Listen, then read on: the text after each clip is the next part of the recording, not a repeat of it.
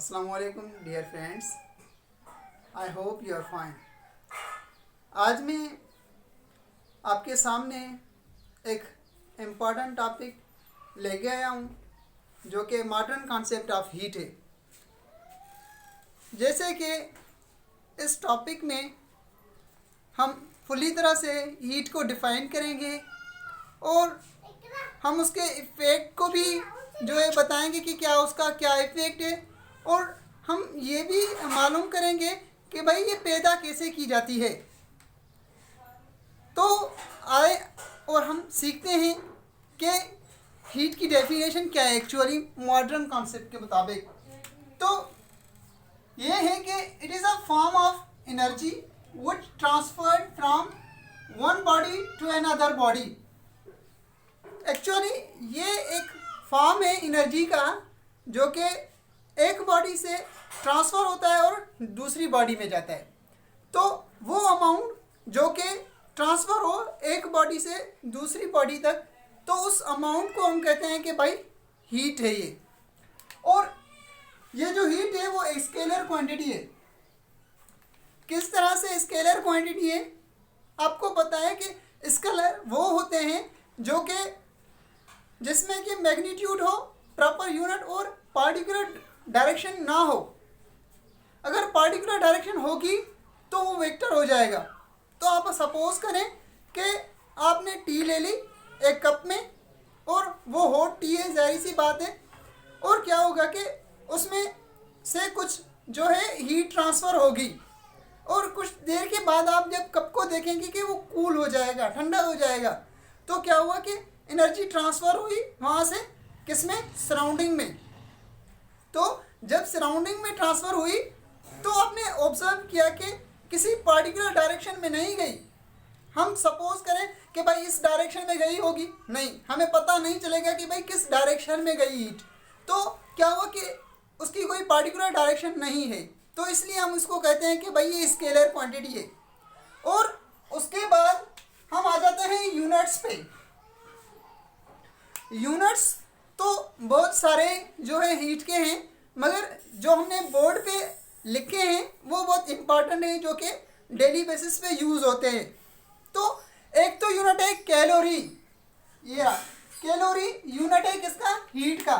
ये जो कैलोरी है वो एक्चुअली सीजीएस सिस्टम में, जी सीजीएस सिस्टम है, उसमें एनर्जी का यूनिट कैलोरी है जो कि इक्वल्स है 4.1 जी।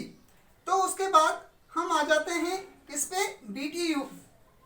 BTU means British thermal unit. British thermal unit ये भी कुछ एनर्जी का ही जो है यूनिट है। एनर्जी हम क्यों कह रहे हैं कि भाई हीट एक्चुअली एनर्जी ही है, क्योंकि वो ट्रांसफ़र हो रही है, कुछ सफ़र कर रही है, कुछ वर्क कर रही है। अगर वर्क किया तो क्या हो गई, वो एनर्जी है। एनर्जी के अलावा जो है मैंने आपको पहले ही बता दिया था कि भाई वर्क नहीं होता। जब भी एनर्जी होती है तो ही वर्क प्रोड्यूस होता है। तो हम कह सकते हैं कि भाई एनर्जी को, हीट को हम एनर्जी कह सकते हैं। तो उसके बाद जी BTU जो है वो 1055 जूल के बराबर है। और उसके बाद जो है जूल यूनिट, जूल जो है वो SI सिस्टम में यूनिट है किसका, हीट का। SI सिस्टम यानी इंटरनेशनल सिस्टम, जो कि पूरी दुनिया में यही सिस्टम चलता है, वो है इंटरनेशनल सिस्टम। तो उसके बाद हम आ जाते हैं कि भाई प्रोडक्शन ऑफ हीट, हम हीट को कैसे पैदा करें। तो हम हीट को इस तरह से पैदा कर सकते हैं कि इलेक्ट्रिकल एनर्जी हो वो कन्वर्ट हो सकती है किसमें, हीट एनर्जी में। और दूसरी कैसे, दूसरी हम फ्रॉम फ्रिक्शन, जहाँ पर ज़्यादा फ्रिक्शन होगा वहाँ पर ज़्यादा हीट प्रोड्यूस होगी, जहाँ पर कम फ्रिक्शन होगा वहाँ पर कम हीट प्रोड्यूस होगी। यानी कि हम ये भी कह सकते हैं कि हम जो है फ्रिक्शन से भी हीट प्रोड्यूस कर सकते हैं। और तीसरा जो है वो है मैकेनिकल वर्क। और उसके बाद हम आ जाते हैं किस पे, केमिकल एक्शन से। हम केमिकल एक्शन से भी हीट प्रोड्यूस कर सकते हैं। कैसे, कैसे कि हम एक्सोथर्मिक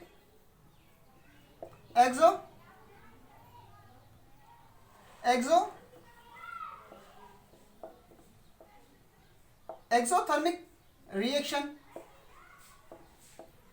एक्सोथर्मिक रिएक्शन से क्या होता है कि प्रोडक्ट प्लस जो है हमें कुछ अमाउंट ऑफ हीट मिलती है, तो इसलिए हम कहते हैं कि भाई केमिकल एक्शन से भी हम जो है हीट को प्रोड्यूस कर सकते हैं।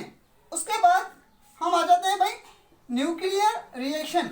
न्यूक्लियर रिएक्शन में हम आ जाते हैं भाई फिशन और फ्यूजन, उससे भी हम जो है हीट प्रोड्यूस कर सकते हैं।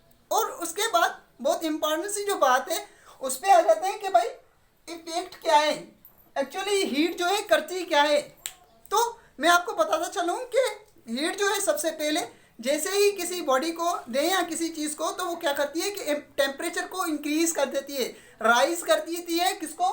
टेम्परेचर को। जी, पहली बात यह है कि टेम्परेचर को राइज कर देगी, यानी कि क्या हुआ, जैसे ही हमने अप्लाई की हीट तो उसके इफेक्ट में क्या हुआ, टेम्परेचर राइज हो गया। तो पहली बात ये थी। और दूसरी बात यह है कि थर्मल एक्सपांशन। थर्मल एक्सपांशन जो है मैं आपको बताता चलूँ कि ऐसे किसी ऑब्जेक्ट को, किसी मेटल प्लेट को हमने क्या किया, जैसे हीट दी वो थोड़ी एक्सपांड हो जाएगी, ऐसे एक्सपांड हो जाएगी। तो क्या हुआ कि किसमें हीट की वजह से कोई चीज़ एक्सपांड होती है तो हम उसको कहते हैं कि भाई थर्मल एक्सपांशन। तो इस हीट की वजह से थर्मल एक्सपांशन भी प्रोड्यूस होती है। और उसके बाद हम आ जाते हैं चेंज ऑफ स्टेट। तो चेंज इन स्टेट कैसे होती है? चेंज इन स्टेट इस तरह से होती है कि आप जो है वाटर ले लें और उसको फायर के ऊपर रख दें, और जैसे ही हीट ऑब्जॉर्व करेगा उसके बाद जो है क्या हो जाएगा कि वो वाटर जो है वेपर्स के फॉर्म में चला जाएगा। तो क्या हुआ, स्टेट को चेंज कर दिया। पहले क्या था, लिक्विड में था वाटर, और उसके बाद जब हमने हीट अप्लाई की तो क्या हुआ, गैसेस के फॉर्म में चला गया। तो किस वजह से? हीट की वजह से, उसके इफेक्ट से क्या हुआ कि ये क्या हो गया कि वाटर कन्वर्ट इनटू द किसमें, गैसेस में। और उसके बाद हम आ जाते हैं कि भाई चेंज फिजिकल प्रॉपर्टीज। ये क्या है कि फिजिकल प्रॉपर्टीज को भी चेंज करता है। फिजिकल प्रॉपर्टीज को क्या कहते हैं? फिजिकल प्रॉपर्टीज समझो ऐसी प्रॉपर्टीज जो कि हम अपनी आंखों से देख सके, जैसे कि कलर, जैसे कि हार्डनेस, जैसे कि विस्कोसिटी, सरफेस टेंशन, मतलब ऐसी चीज़ें वो भी क्या हो जाती हैं, वो भी हीट की वजह से क्या हो जाती है, चेंज हो जाती है। जैसे ज़्यादा जो है विस्कोसिटी होगी, अगर हमने उसको क्या किया, जैसे हम टेम्परेचर अप्लाई करेंगे कि उसका विस्कस जो है कम हो जाएगा, इस तरह से क्या हो जाएगा, वो इफेक्ट करती है उसकी, उससे चेंज हो जाती है। तो ये हुई चेंज इन स्टेट। हमने लिख ली है कि hardness, colour, surface tension, ETC। और उसके बाद इम्पॉर्टेंट सी जो बात है वो मैं आपको बताता चलूँ कि एक अटेम में, मतलब एक ही वक्त में क्या ये सारी तीन जो प्रॉपर्टीज है वो चेंज हो सकती है? डेफिनेटली यस, हो सकती है।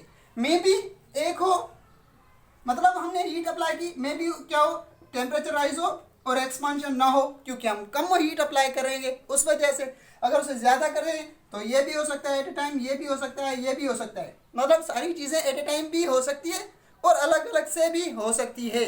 तो ये था कुछ कॉन्सेप्ट जो कि मॉडर्न कॉन्सेप्ट ऑफ हीट। मुझे उम्मीद है कि आपको ये अच्छे से समझ में आया होगा, और आपसे ये रिक्वेस्ट है कि अगर आपको अच्छे से समझ में आया है तो आप चैनल को सब्सक्राइब करें ताकि हर न्यू वीडियो आने वाला आप तक पहुंच जाए।